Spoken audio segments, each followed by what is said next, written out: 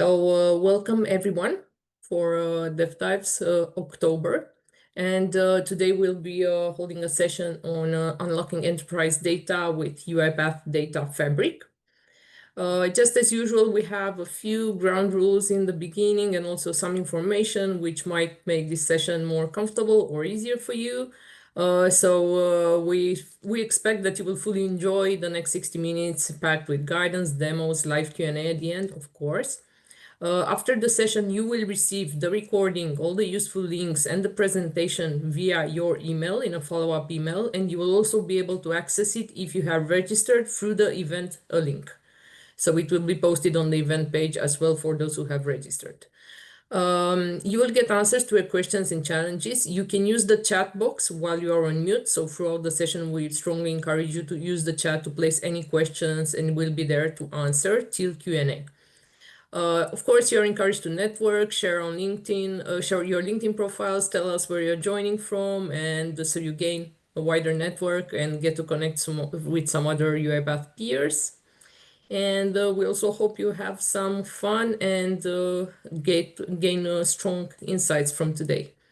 Our speakers today and those who helped us enable this session are our colleagues from UiPath, Nili Kumar, Senior Product Manager, Ishan Nagar, Product Manager, and Shivarama Shankar, Principal Product Manager with UiPath.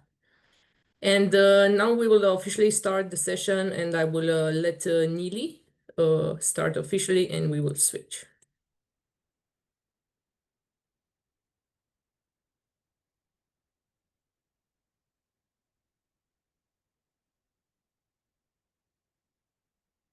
Yes, we're good, Nili. Thank you. Unmute, please. Sorry. Hi, everyone. Great. This is Neeli. I'm with the product team of UiPath, and today I will be walking you through the product data fabric and how it enables enterprise in agentic enterprise. Okay. So we'll cover broadly 4 things today. We'll first understand why and how data silos create friction and how data fabric connects these data silos to enable agentic enterprise. We'll also quickly visualize the product firsthand, do a quick hands-on, and then I'll share quickly a glimpse on how the product is evolving, what to expect next. Finally, we'll see data fabric in action through a live use case, which we'll talk more in the end. That said, let's understand why data silos create frictions. Today, enterprises are sitting on mountains of data, and that data might reside in CRM systems, ERP, databases, and SaaS apps, and each holds a piece of truth, but not the entire picture. So when you create automations or you create agents that are expected to make complex decision-making, they hit a wall because though they can access these systems individually, but they lack the entire picture and context on how this data is related to each other. This lack of connectedness in data slows automations and fragments the insights that can be generated and hinders AI agents to realize their full potential. And this friction continues to show up in multiple ways. Since the data is fragmented across multiple systems, this means that there is no unified or reusable data layer that can be used across automations, agents, master processes.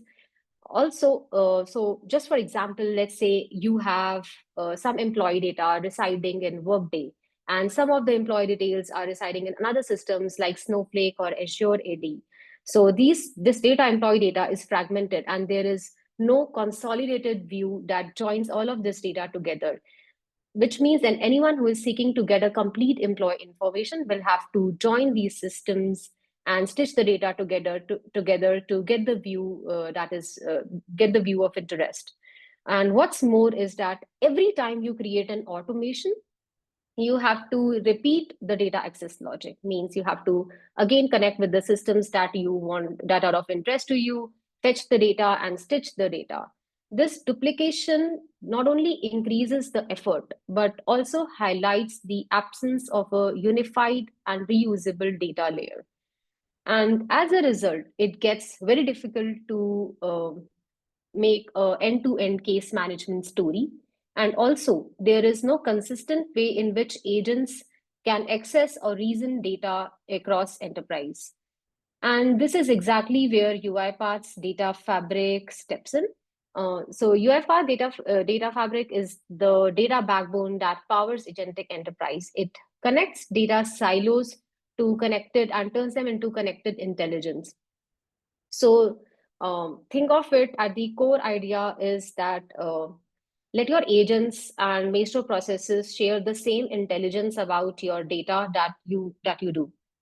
So data fabric connects external systems through a zero copy solution. What I mean by that is that we access the data in external systems real time, and we do not store data. This means that you are not required to migrate any data and store it in UiPath platform in any manner.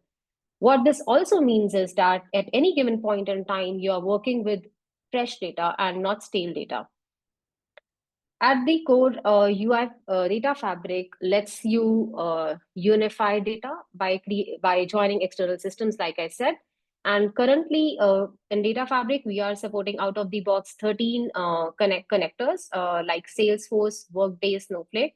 So you do not have to reinvent the wheel of connecting with the systems.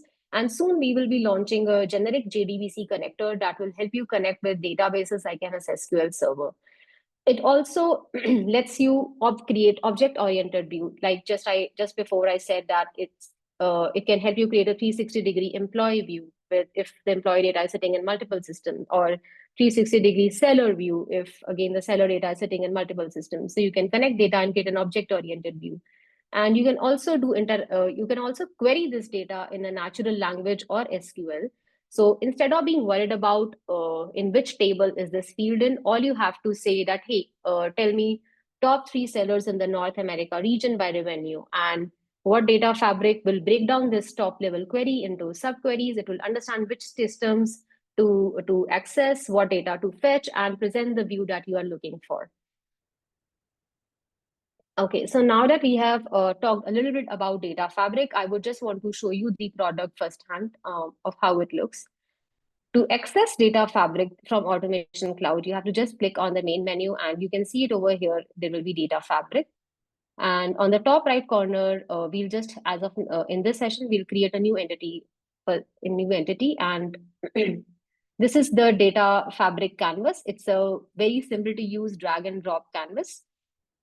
For the first step is that you can click on add your object. Now you can see two things over here, like local fields and external sources. Local fields are basically if any data is residing on UiPath platform, which is automation generated or anything if you have chosen to store on the UiPath platform. But for this hands-on session, we'll be connecting to the external system. Again, continuing upon my example, let's say some of your employee data is residing in Azure Active Directory. So in this, I've just chosen the connection, and we under the hood we are reusing the integration service connection. So you do not have to again worry about connecting to reinventing the wheel of connecting to this system. And then you can select the object. In this case, the object that I'm interested to connect is user. You can see that there is a add field section. We can add fields like, say, for example, what is the department of the employee, what is the display name, what is the company name or the job title and office location. So I have some dummy data pulled in over here. Next, so this is some details about my employee, which is sitting in Azure Active Directory. I can also choose, let's say, some of the tenure related data of my employee, their tenure and their hire date, for example, is sitting in Snowflake system. So I can choose Snowflake system over here. And so this is the object that I have created in Snowflake employee tenure. Again, I can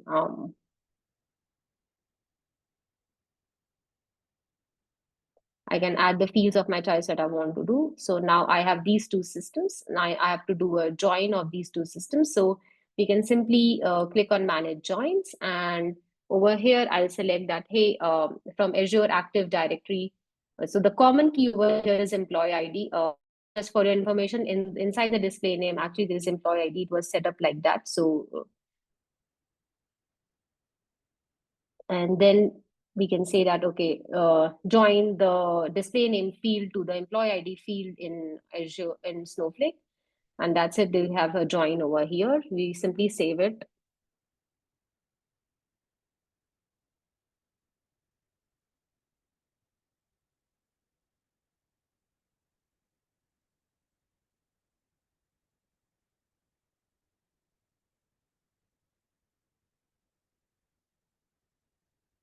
Okay, so now you can see that there is a data tab which has been enabled. If you click on it, you'll see that all of the data, say for example, employee ID 1021, the department, job title, office location, company name, all of this is coming from Azure AD, and hire date, leaves availed, salary, shift type, service tenure, all of this is coming from Snowflake.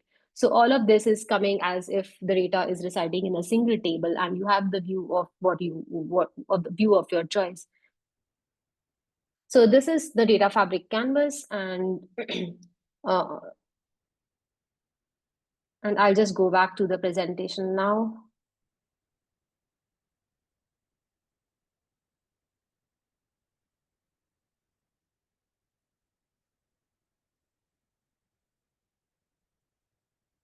Okay. I also wanted to share that Data Fabric is in public preview as of now. Also, I want to till now, whenever you've spoken to the customers, three things resonate with our customers. They really like the idea that it's kind of a one-stop shop for their data stores. And there is a ready-made availability of connectors like Snowflake, Workday, so they just have to reuse the same connections. And the fact that they can do interactive modeling, so they can create multiple modules of their data entities and use them as required. So when once your data is unified through data fabric, you can use it across consumption services like automations, agents, major processes, apps, and you can also build interfaces that surface normalized cross-system data. You can create agents that can reason the data fabric entity in natural language. And like I said, the data fabric is currently in public preview, and you can go ahead and explore the product. You do not need a separate license to explore this product. You can, if you have a user or a robot license, you must have something called a data service unit, DSU. So you can use the DSU will help you use the data fabric. So you do not need any separate license to use this feature. Um, so what's next in our data fabric journey is, like I said, that currently we are working on a generic JDBC connector, which will let you connect with multiple databases like MS SQL Server. Also on the data modeling side, we are working on data transformation. So for example, if you have a field called date and it is stored in different formats in different systems, so you don't have to worry about making the date format similar. Data fabric, when it is fetching the data from the system, it will take care of that transformation for you. Also, we're working on something called federated query engine at a very high level. This engine basically breaks down your cross system high level query into multiple subqueries that accesses the individual systems and get the data view that you're looking for. And then also we are working on knowledge graph. In knowledge graph, basically, we are working on data relationships. Say, for example, you have three entities, say a customer entity, and say you have an orders view and you have a product view. So with knowledge graphs, you can define these relationships, say like a customer can place multiple orders, and an order can have multiple products. So you can define the relationships and cardinality between various entities. This will further improve the context that your agent has about your data systems. And finally, all of this data fabric would be available as a tool within your agent. So it would be super easy for you to use that. Finally, I just want to quickly show you a demo. The demo that we are currently looking is that currently, whenever there is a new sales lead opportunity, we manually assign that to a seller. This manual process involves you to check what is the geographic location about the seller, whether the seller has sales capacity, what is the seller's performance. Now, all of this you have to check it manually, and all of this data like performance rating or whether the accounts that are being handled by the seller might reside in different systems. So in this, what we have done is that we have built a 360-degree seller profile that connects these multiple systems. And this data fabric entity would be further used in an agent that will automatically assign the sales lead to a most appropriate seller using this particular data fabric entity, which is cross system. And finally, this agent would be used in a maestro process, which also has a human in the loop element. So if your agent's confidence score is low, there will be a human who can check the assignment, accept the proposal, reject the proposal, or alter the proposal. So I'll just quickly show you first the seller entity that we have created.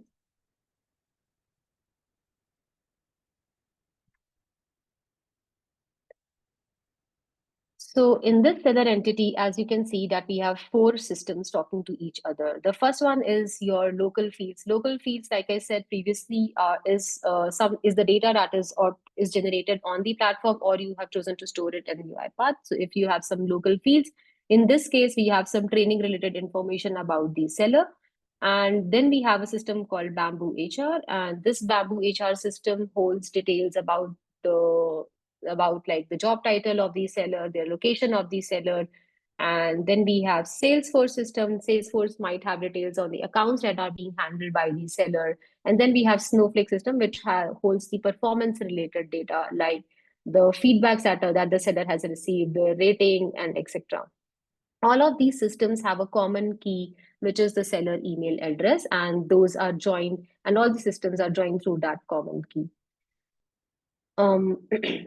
In terms of, I'll just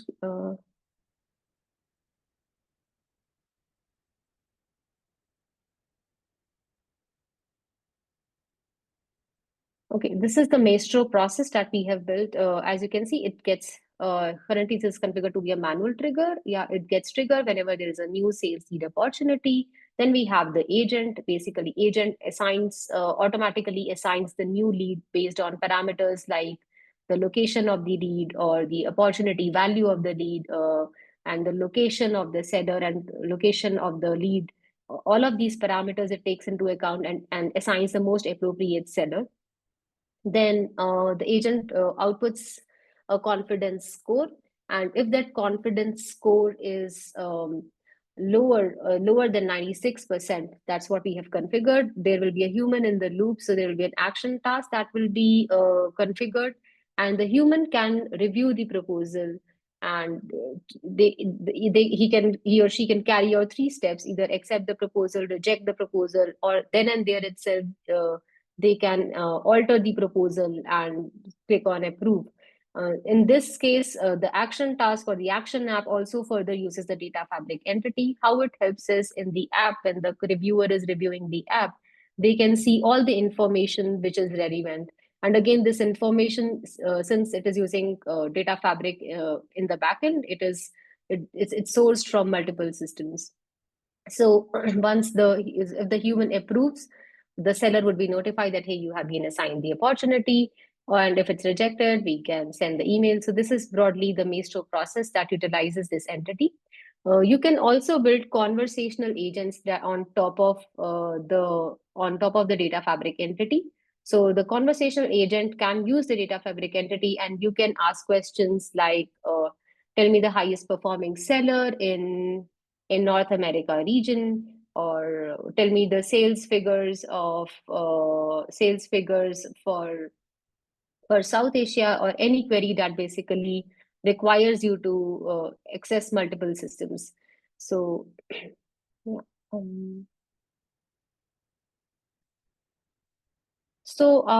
I mean, that will be all, and I will Just to wrap up, I would just reiterate that data fabric lets you connect multiple data silos, and it's a zero copy solution. I Zero copy solution. Like, again, just wanted to emphasize that you're not required to migrate any data to UiPath platform. We access the data real time, and which again means that you're always working with the fresh data and not stale data. Um, Christina, Mihai, would you take over from here? Yes, just a moment for me to start up the Menti.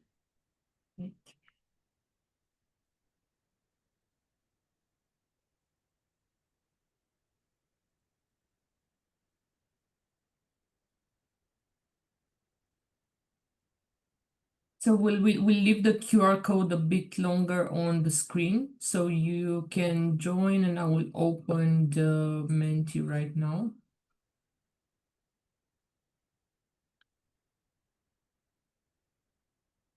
Okay. You should all be able to join at this point. Let me see. It's not on the screen, Christina, if you're showing. We're leaving a bit the QR code longer. Wait a bit. But you're not sharing, that's what I mean. I thought Neely had the QR code on screen. Wait a bit then. Okay, I can share my screen again. Just Yeah. Yeah, we can see now.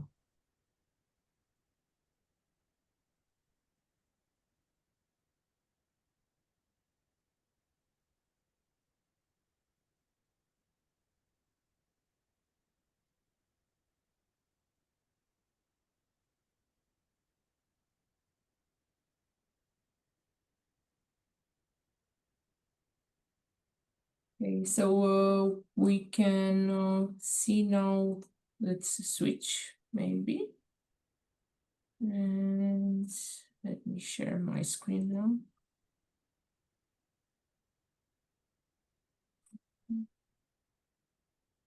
So we have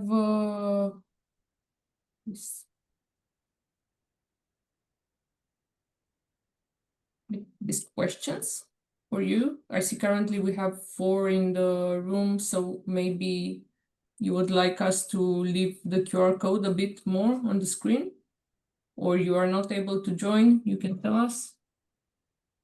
If you're not able to join, I will share the link.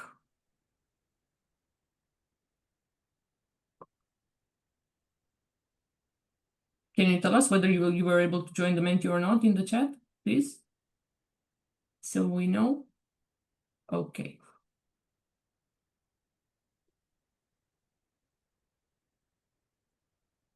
Okay, so the first question is how clearly do you understand the value proposition of Data Fabric after today's session? And you have 3 options. So this is all about insights and clarity.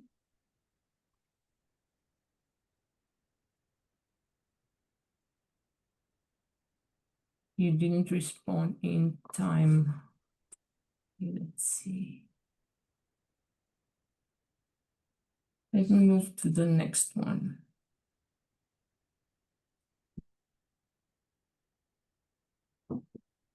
This one you can, would you like to have a follow-up one-on-one discussion to explore potential use cases that could benefit from Data Fabric? And let's see if It doesn't work. I tried it too. It says you didn't work. respond in time. Yeah. Okay, let me see a bit what happened then. Maybe it's closed. I don't know. I don't think it's closed because we had people who answered, but I can check. So wait a bit. We can.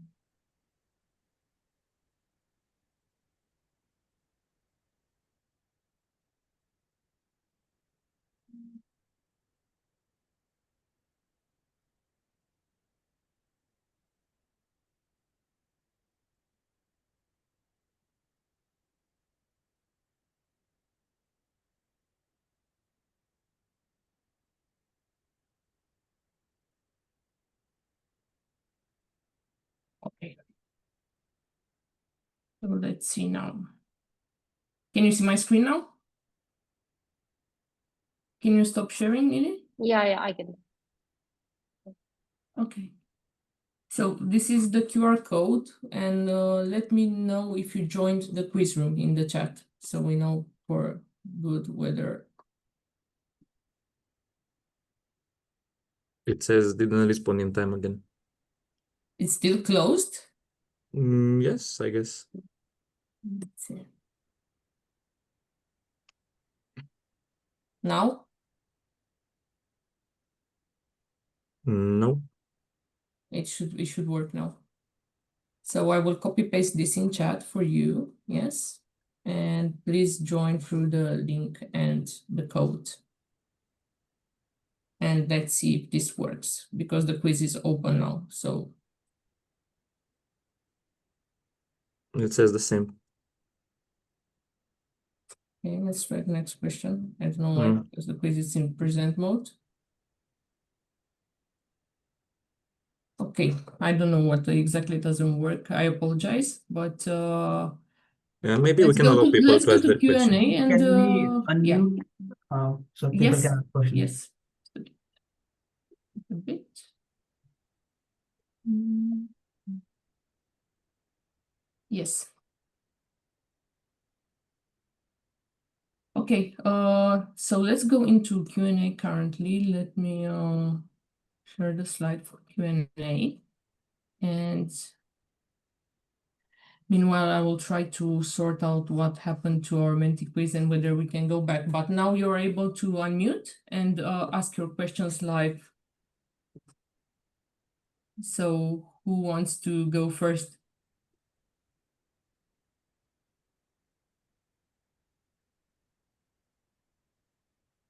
Okay, I think I can start. This is Raj Kumar here. So Hello. I'm currently working on agentic solution to triage the cases in Salesforce. So I have a classification agent that understand the customer query and it identifies the product. Then we go to the support engineer roster and try to identify who can pick this case. This is all happening through an agent.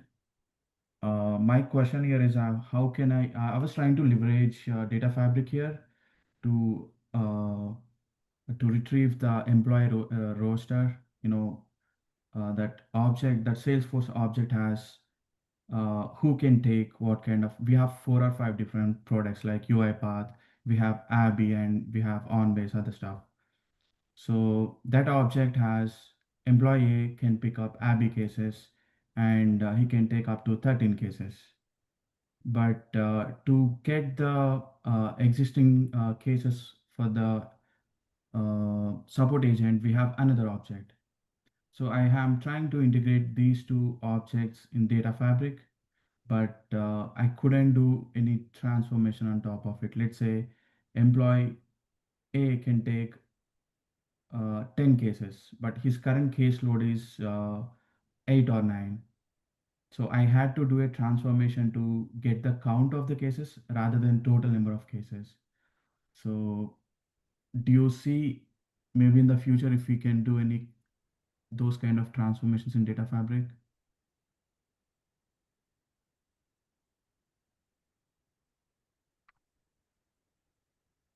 Yeah, so your question is you want to do some sort of aggregations on data fabric itself Correct. to count the number of entities or something like that, is it? Right. So yeah. So employee has 10 cases. So from Salesforce, we have object called case object that return, let's say I have 10 cases on with me. So that will give me all the 10 cases. But I need only the number for that, I kind of do in a regular RPI, I do cases.count. So can I do something like that in the data fabric itself so that my table will have the employee name followed by his number of cases in the bucket? I think we were discussing these functions and aggregations on data fabric. I don't think we have prioritized that, so you won't have something out of the box that can count or do an average or all of these functions on top of your data. But Okay.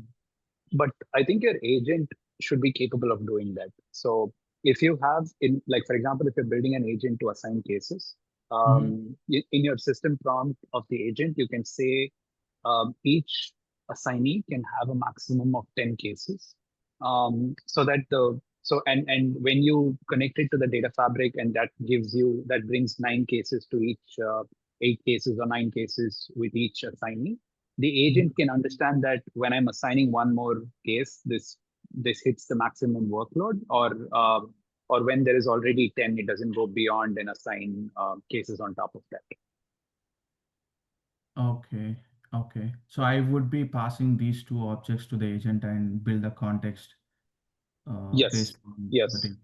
Yeah, if you and that's where it gets that's where like there might be a lot of there might be a lot of functions that you want to do on top of your data, right? It might not be as simple as. So I think the example that Neely was showing about the seller Yeah. assignment, right?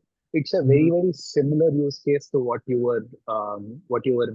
would like to build. Neely, if you're Right. still are you still sharing your screen? No, no. Okay. Like we can switch if you I need to. can share. Yeah, Neely, do you want to just bring up that agent for that seller assignment that has a few inputs in the system prompt? Yeah, yeah. I just one sec.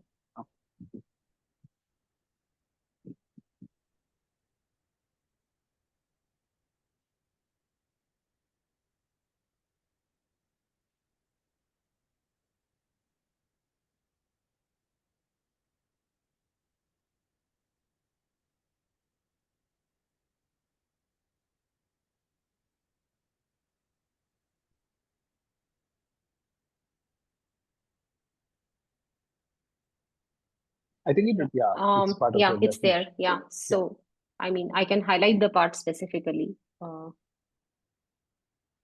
And also, so so here, if you see agents, like we are saying that the opportunity and the seller must be from the same location. So we are passing those instructions to the agent that and specifically to the case of the 10 tickets that you mentioned, right? So we are here also we are saying on the sales capacity, consider the seller's current sales amount and the new opportunities values. So when you run this agent will tell you that, hey, this particular the seller, the opportunity is say $10,000, and this seller has a capacity to consume this sales lead. So it will provide that as a part of reasoning on why it did choose that particular seller. So it will take into account the sales capacity.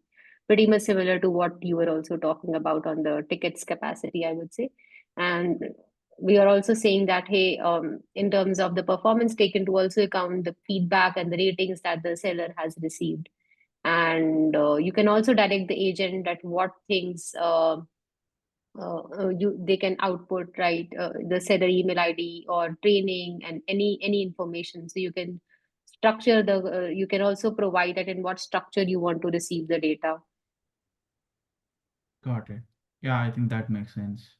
Yeah. Uh, Thanks for sharing that. Also, so these objects, we feed those objects for every agent call. So how that's gonna affect the number of tokens it consumes? Does it have any effect on it?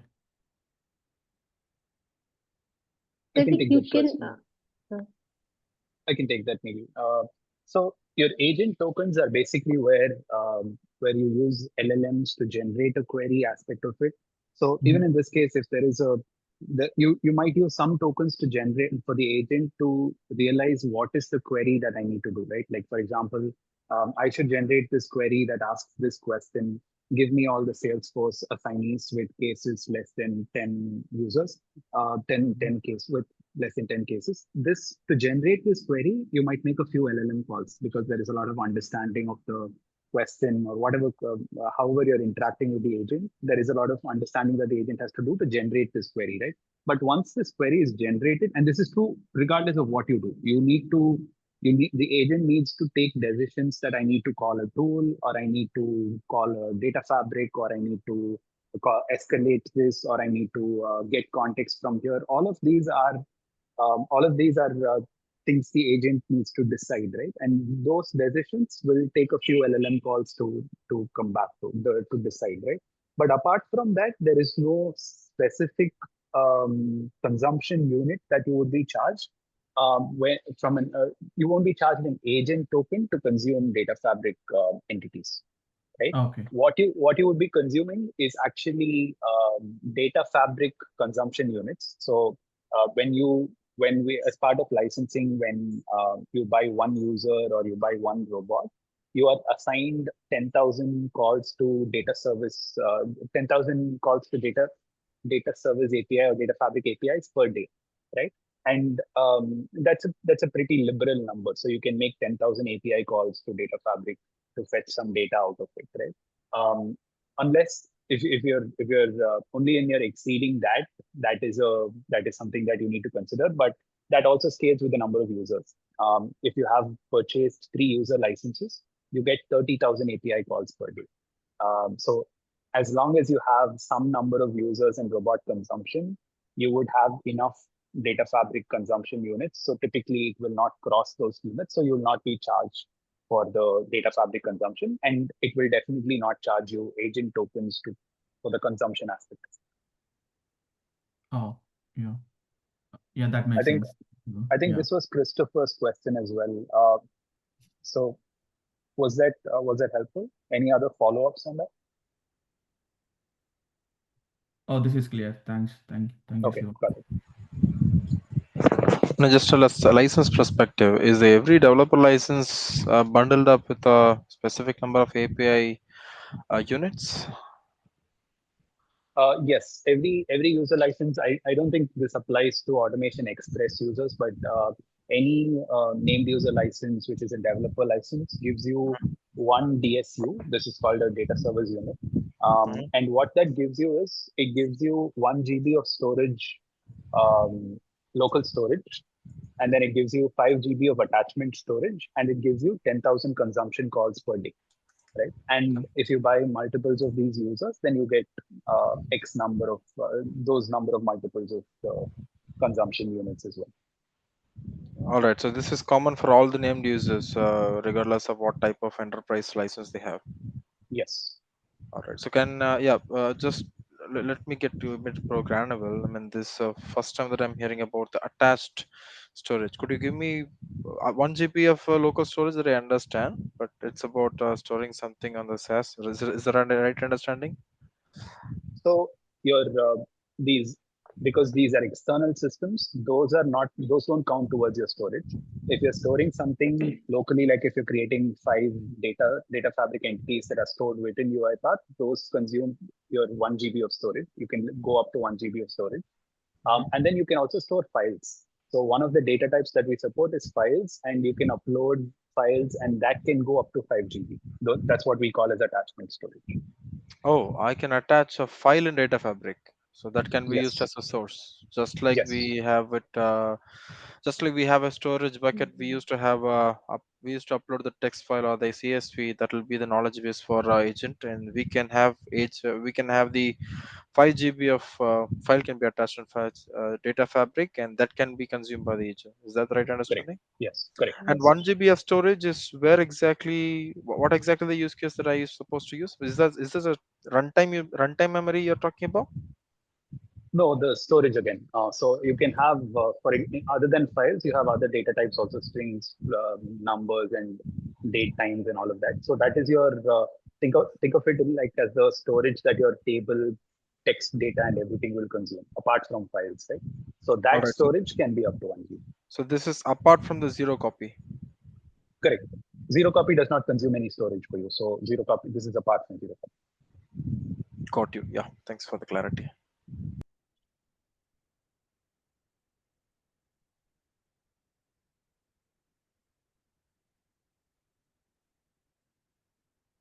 Do we have any more questions this time? So Did we we are. get? Yes, please. Sorry, Christina. Did we get the survey working? Yes. Yes, but I'm just I didn't want to interrupt also the Q&A. No, that's So I okay. was That's okay. thinking we can. Okay, then we can I will ask you to stop share screen So we can put the survey back on screen. I have one question before we move on. This is a Oh, really okay. great session that I have that I can grab the what is the intention of a data fabric and what's the value of it. It's really a breakthrough through the market and especially on the SaaS platform and enabling the services along with the intelligence of data. It's really a good one. But what I would like to say, so I am from a product based company. We are more interested to implement this, but still convincing us in terms of security perspective really matters. So if you get us some more data how the zero copy works and how you are making sure the data the data in runtime is not being copied, if you can convince at that point, and we will have a more value to unlock from cloud environment,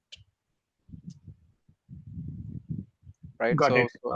I can Yeah, I can I can talk to it briefly, and then maybe if you want some more material on it, we can share that with you, right? Um, so fantastic. how it how it typically works is where this is completely built on top of integration service connectors. Mhm. And everything is on demand, right?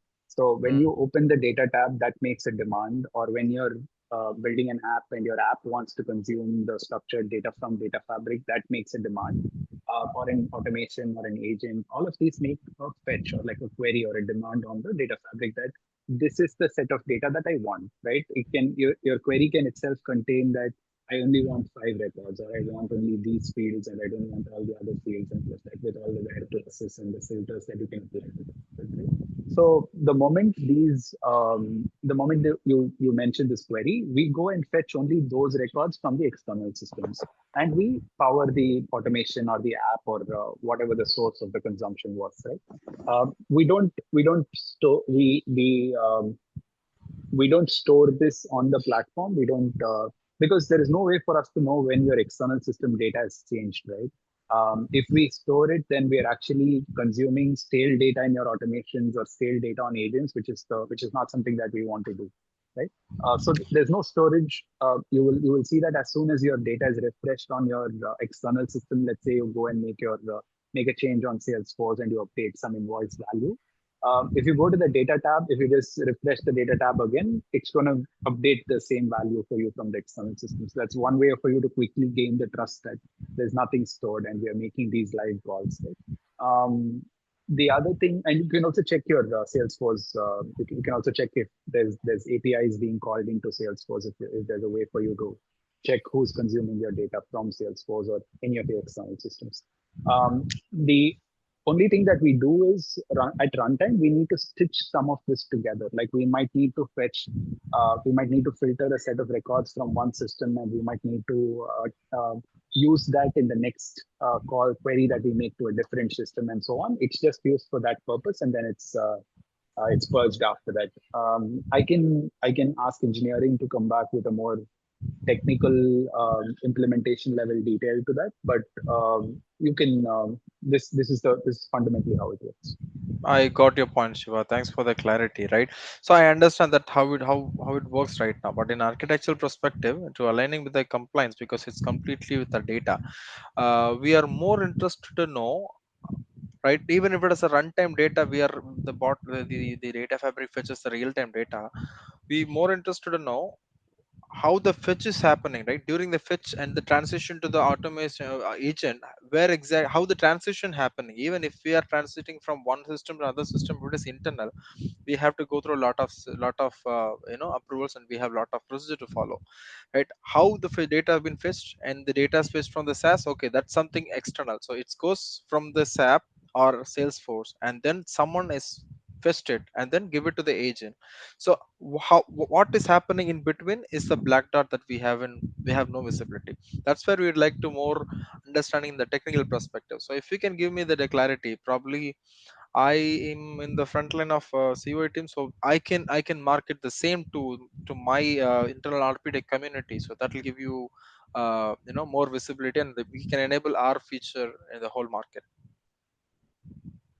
Sounds good, Suresh. Yeah, Right? we'll make sure to follow up with you on the materials Fantastic. to support that. Yes, Yeah. yes. Thank you. So, Suresh, at the end of the survey, we will also have an open-ended question, so you can maybe mark there also like your specific quests, because based on those, we will maybe do follow-up.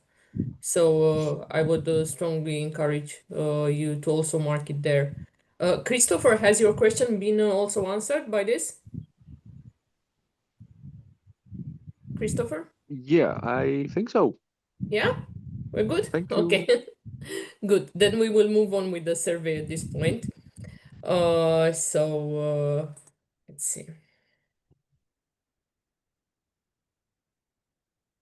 I see there are 16 of you at this point, and we have question 1.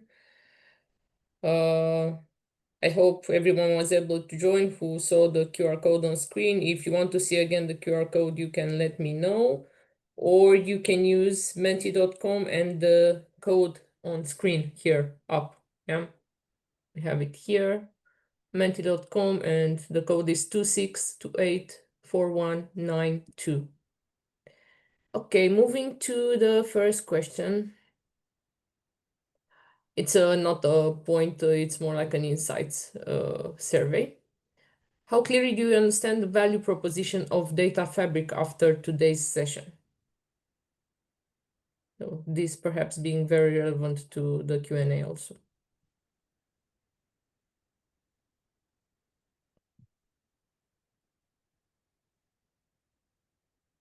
Okay, thank you for your answers. We'll move to the next.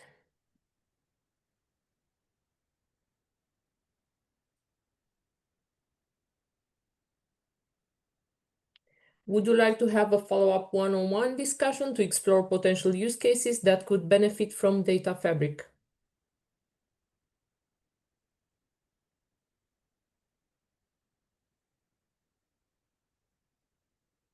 Christina, would we get to know who said yes and no on this, so we can follow up with the ones?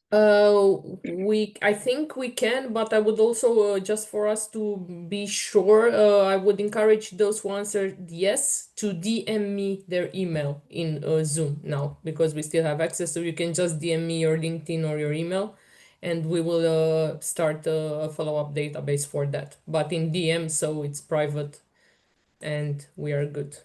Because Menti in itself doesn't record your email address. Which external systems would you like to see available as data sources in Data Fabric? I think this is open-ended.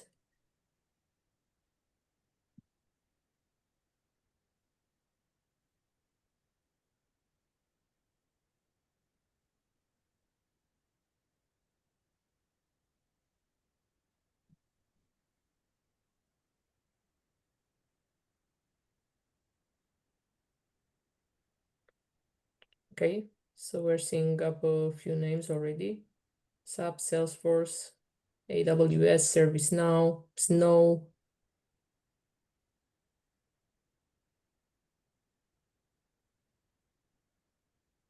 Okay, I think we support, just quickly answering the ones who have responded. I think we support SAP, Salesforce, ServiceNow right now, as far, and even Microsoft Dynamics already. I think the DB connectors will help us connect to SQL Server and other databases. The other ones that I see here are Epic. I will try to find a solution to connect to Epic. I don't know if you will have the database access available, then the DB connectors could help there. If it's an application level access, we'll see what we can do. MongoDB is, I think, a NoSQL database. I think that would be a slightly harder for us to start with. Bassware, I'm not sure we have a connector to that. But I think the most common asks are supported for them. One follow-up question on that. So SAP has multiple system as well as the AWS. So which business unit or which tools of SAP would you like to connect with, and also with the AWS?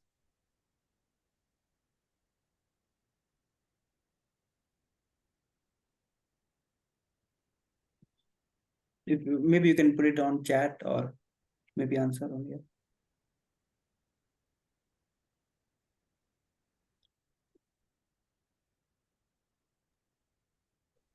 Okay, I think most of you answered here and we are done. I also placed my email in the chat so you can contact me for the follow-up list. And we can, of course, connect you afterwards with the team as well. You also have from today the LinkedIn profiles for the team that was attending. I will share those again now.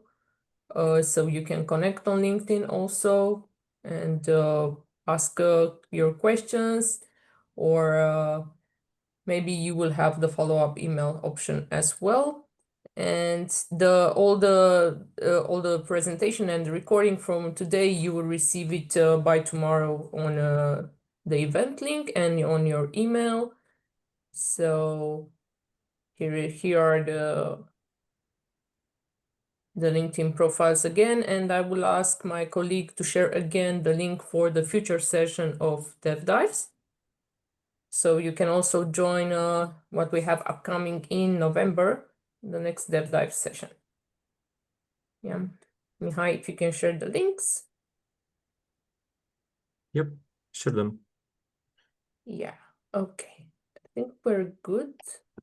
You can also put those maybe a bit here on the screen so all of you get to see them on screen as well. So the LinkedIn profiles, you have them in the chat as well. You have the link to the November session, Build Smarter Agents with UiPath Agent Builder there as well.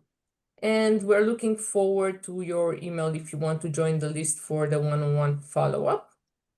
Thank you a lot for today. Thank you for joining. Thank you for the interesting questions and the discussion. I think it was a really, really good engagement, and I will let our speakers also say their words to you. Yeah, appreciate your effort, the team. It's really clear, details of Data Fabric. I appreciate that. Thank you everyone for joining. It was Thank you, everyone. quite an Thank interactive you. session with the questions. Thanks everyone. Have a nice Thank day. you, everyone. Thanks. Bye bye. Thank you.